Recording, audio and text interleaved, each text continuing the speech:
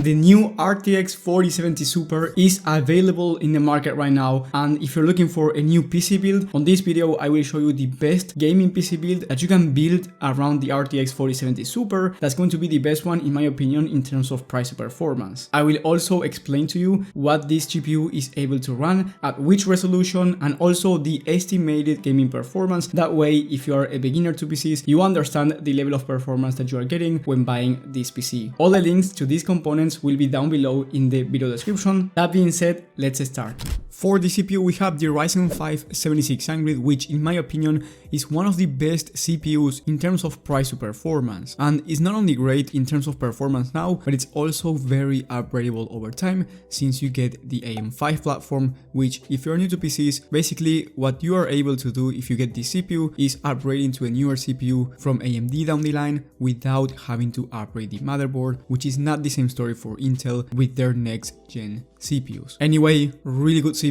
for just $200 at the moment. Then for the CPU cooler, we have the Thermal Ride Assassin X. This one is just a $19 aftermarket CPU cooler that's going to be more than enough for our Ryzen 5 because it's very power efficient, which is another thing I do like about the CPU. Then for the GPU, which is the most important component for gaming, of course the RTX 4070 Super. This one is going for $600 and I actually find it a really good GPU in terms of price to performance because it's about 14% faster than the previous RTX 4070 and about 10% faster than the RX 7800 XT, which was the AMD graphics card that was competing with the RTX 4070. For you to see the level of performance on a 12 game average from Hardware Unboxed at 1440p, which is the resolution that you should be aiming at if you get this GPU, the RTX 4070 Super got an average of 105 FPS, while the 7800 XT an average of 93 FPS, and the 4070 an average of 88 FPS. So the 4070 Super is definitely a level up from both of the previous GPUs, and I do like it because you get the Nvidia features as well, like DLSS, which is the upscaler from Nvidia, and is very well optimized, and you get better quality than the FSR upscaler from AMD. And then jumping up the resolution to 4K, the 4070 Super got an average of 58 FPS, which is still a really nice number considering that this is high to ultra settings,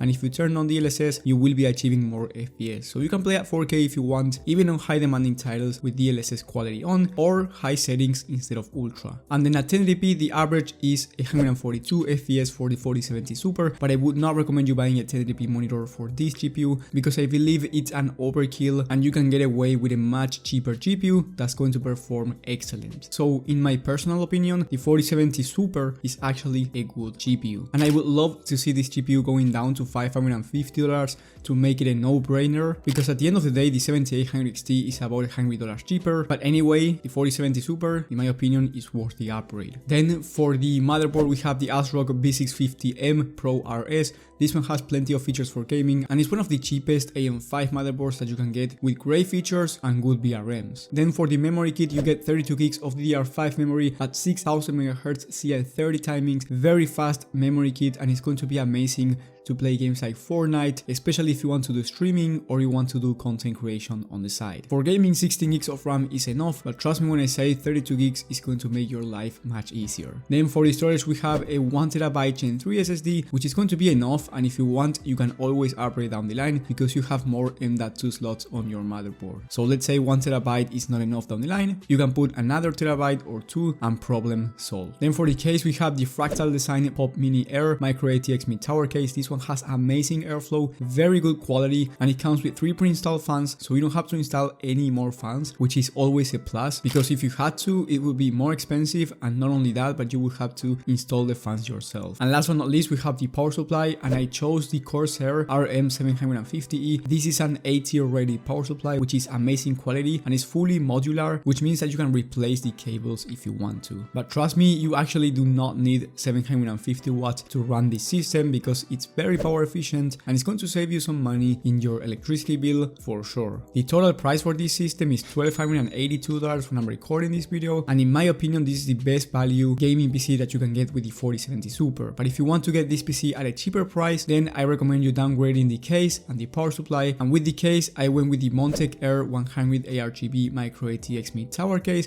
which is $65, and it actually comes with 4 pre-installed fans, and even though it's lower quality than the Pop Mini Air, this one still amazing and it's going to get the job done for this system. And then for the power supply, I went with the Apivia Galaxy 650 watt 80 plus gold power supply. This one is not A-tier rated, so it's not going to be the best quality power supply out there, but it's not going to explode, which is the most important factor when buying a power supply. That being said, you still get the same gaming performance, you just get a different case and a power supply, and you save $62. So any of these two PCs are going to be amazing for gaming at 1440p high to ultra settings with no issues. And as I said before, you can upgrade to 4K down the line if you're going to use DLSS on high demanding titles, or if you don't play really high demanding games, which is totally fine. In terms of performance for esports titles, Fortnite, Valorant, CS2 and these type of games, at 1440p low or competitive settings, you will be able to achieve 240 plus FPS on average. So if you want to buy a 240Hz monitor, I would recommend you doing so. And in that case, I highly recommend you watching my video on the best 1440p monitors for every budget, because those monitors are going to be ideal for a PC like this one. You will have that video in the top right of the screen. Thank you guys for watching, thank you for the support, and I will see you on the next one.